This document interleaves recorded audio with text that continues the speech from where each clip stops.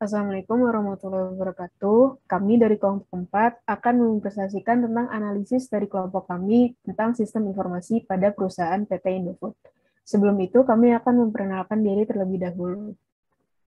Perkenalkan, nama saya Ahmad Alim dengan NIM 140 120 4070. Saya Alma Fiona Imani dengan NIM 1401 20 4258. Saya Erika Malia dengan NIM 14012041130. Saya Syafia Rizky Azahra dengan NIM 14012040063. Saya Syifa Zaraya Syukur dengan NIM 1401204084. Pertama-tama, saya akan menjelaskan tentang latar belakang dari PT Indofood. Indofood adalah sebuah perusahaan Indonesia yang bekerja dalam bidang produksi yang menyediakan berbagai macam makanan dan minuman.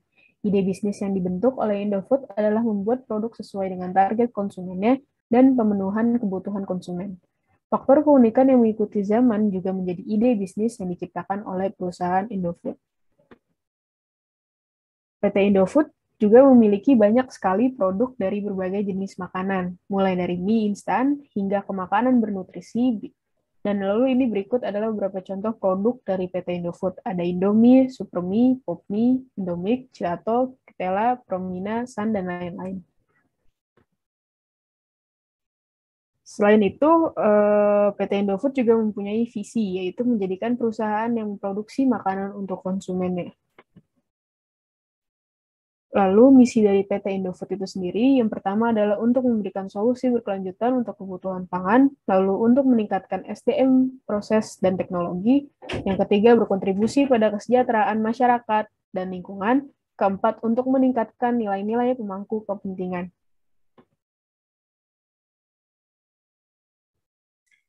Selanjutnya adalah etika PT Indofood. Etika adalah satu set kepercayaan, standar, atau pemikiran yang mengisi suatu individu, kelompok, ataupun masyarakat. PT Indofood ini sebelumnya pernah memiliki kerjasama ekspor-impor dengan pihak Taiwan dalam memperjualbelikan produk dari PT Indofood, yaitu Indomie. Kemudian pihak dari Taiwan ini melaporkan PT Indofood karena produknya yaitu Indomie disebut memiliki kandungan zat yang berbahaya. Dua zat yang berbahaya yang terkandung di dalam Indomie tersebut yaitu metil parahidroksibenzoat dan benzoik asid atau asam benzoat.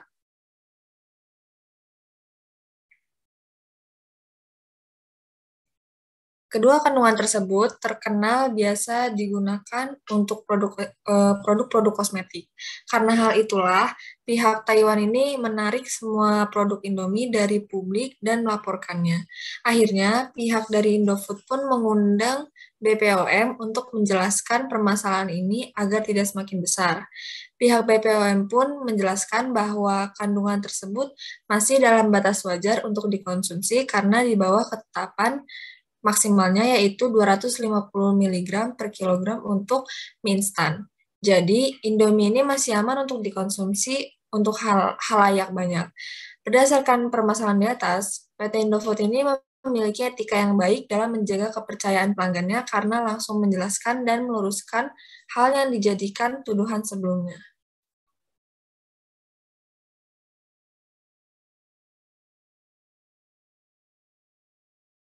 Selanjutnya adalah jenis dan fungsi sistem informasi manajemen di PT Indofood. Jenis sistem informasi yang digunakan pada PT Indofood ini menggunakan sistem ERP yang berperan untuk mengintegrasikan dan mengoptimasikan proses bisnis yang berhubungan dengan aspek operasi, produksi, dan distribusi pada PT Indofood. Fungsi dari adanya ERP ini sebagai sistem informasi pada PT Indofood, yaitu yang pertama, ERP ini membantu dalam hal mengelola produk dari barang mentah menjadi barang jadi. Yang kedua, ERP ini membantu dalam kepuasan pelanggan. Yang ketiga, ERP juga meningkatkan ketepatan dan mengontrol permintaan. Dan yang keempat, ERP bisa meningkatkan efisiensi dan efektivitas pengelolaan perusahaan.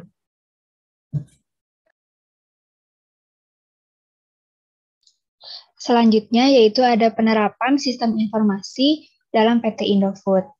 PT Indofood sendiri menerapkan sistem informasi ERP atau perencanaan sumber daya perusahaan yang berperan untuk mengintegrasikan dan mengotomatisasikan proses bisnis yang berhubungan dengan aspek operasi, produksi, maupun distribusi di perusahaan yang bersangkutan. ERP juga sering disebut sebagai back office system, yaitu pelanggan dan publik tidak dilibatkan dalam sistem ini. Artinya juga tidak seperti front office system yang langsung berurusan dengan pelanggan untuk e-commerce, customer relationship management, CRM, dan lain-lainnya.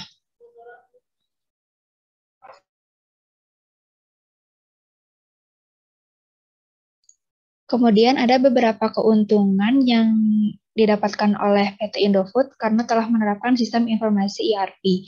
Yang pertama yaitu PT Indofood dapat mengatur data keuangan, sehingga top manajemen bisa melihat dan mengontrol kinerja keuangan perusahaan dengan lebih baik. Yang kedua ada proses implementasi best practice agar terjadi peningkatan produktivitas, penurunan inefisiensi, dan peningkatan kualitas produk. Keuntungan yang ketiga yaitu perusahaan dapat mengatur data dan informasi melalui keseragaman pelaporan. Dan yang keempat, keuntungan yang dapat terukur yaitu penurunan inventory, penurunan tenaga kerja, peningkatan service level, dan peningkatan kontrol keuangan.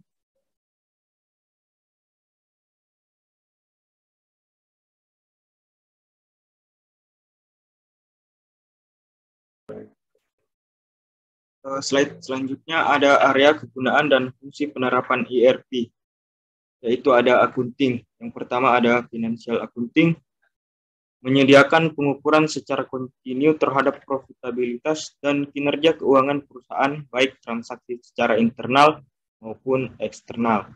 Yang kedua ada controlling, mendukung 4 kegiatan operasional berdasarkan semua aktivitas perusahaan. Selanjutnya ada investment management, menyediakan analisis kebijakan investasi jangka panjang dan fixed asset dari perusahaan untuk membantu proses pengambilan keputusan. Selanjutnya ada treasury, mengintegrasikan antara cash management dan cash forecasting dari aktivitas, logistik, dan transaksi keuangan. Yang terakhir ada enterprise controlling, memberikan akses bagi enterprise controller kepada information warehouse mengenai hal-hal seperti kondisi keuangan perusahaan.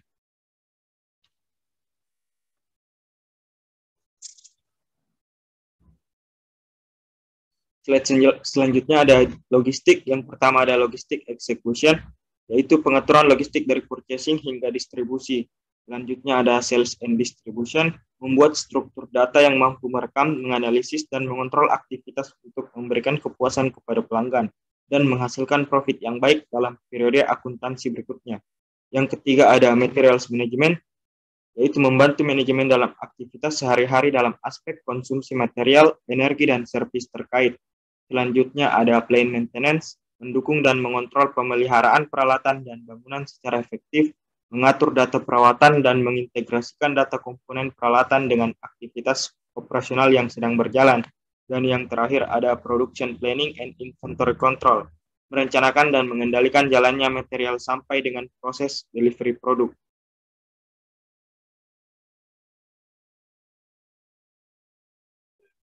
Masih dari area penerapan ERP dalam logistik, yang keenam ada quality management, yaitu berfungsi menyediakan master data berdasarkan rekomendasi dari ISO 9000 series.